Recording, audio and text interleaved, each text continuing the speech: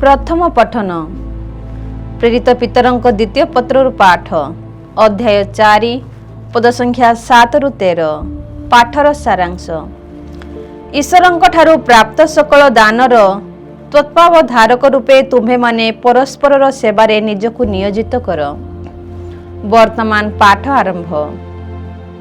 भाई माने सकल विषय शीघ्र शेष हेबाकु जाउछि, एणु तुम्हें माने सुविवेचक व मिताचारी होई रह, जेपरि प्रार्थना रे मन देई पारिबो। सबुठारु बड़ कथा हेउछि परस्पर को गभीर भावे प्रेम करिबा, कारण प्रेम असंख्य पाप को घड़ाई दिए। तुम्हें माने कुंठा बोध न करी परस्पर अतिथि सत्कार कर। तुम्भ मानक मध्यरु प्रत्येक ईश्वरंक ठारू विशेष दान पाइछ। ईश्वरंक ठारू प्राप्त दानर तत्वावधारक रूपे तुम्हें माने परस्पर सेवारे सेही सकल दान व्यवहार कर।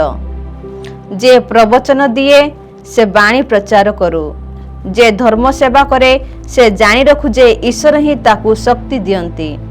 ताहा हेले सबु विषय यीशुख्रीष्टଙ୍କ द्वारा ईश्वर महिमान्वित हेबे, कारण से केवल समस्त महिमा व पराक्रमर अधिकारी जुगे जुगे। आमेन।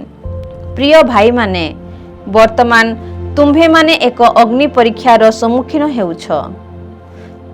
तुम्भे माने भाव नाही जे एहार फल तुमे भोग करिबो नाही। एथिरे तुमे आश्चर्य हेबार भी कारण नाही, कारण ताहा किछि असाधारण घटना नुहे। बरम तुम्भे माने ख्रीष्टंकर दुख जंत्रणार जेते परिमाण रे अंशीदार हेउच, सेते परिमाण रे आनंदित हुओ। ताहा हेले जेउ दिन ख्रीष्टंकर महिमा प्रकाशित हेबो, सेही दिन तुम्भ मानंकर आनंद व सीमा रहिबो नाही। एहा ईश्वरंक वाक्य। परमेश्वरंकु धन्यवाद।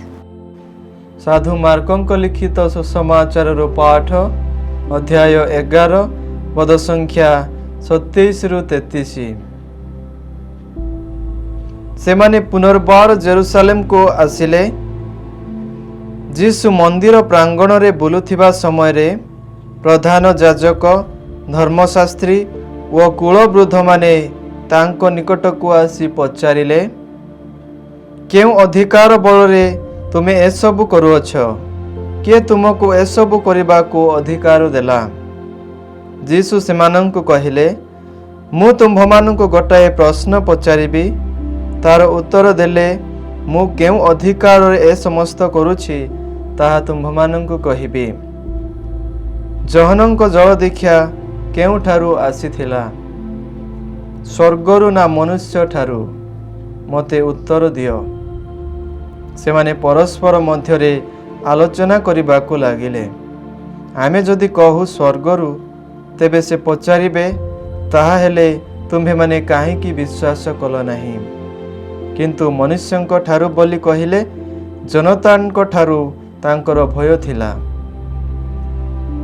कारण जहन जे जणे प्रकृत प्रवक्ता यह समस्तंकर विश्वास थिला। कारण जहन जे जणे प्रकृत प्रवक्ता यह समस्तंकर विश्वास थिला। सुतरां सेमाने जीसुंको कहिले, आमे जानी नाहु। जीसु सेमानंको कहिले, ता हेले मु मध्य तुम्भमानंको कहिबी नाही जे मु केउ अधिकार रे ए सबु करिअछि। प्रभुंकर पुण्य सुसमाचार। हे प्रभु जीशु ख्रीष्ट, तुम्हारा प्रशंसा है।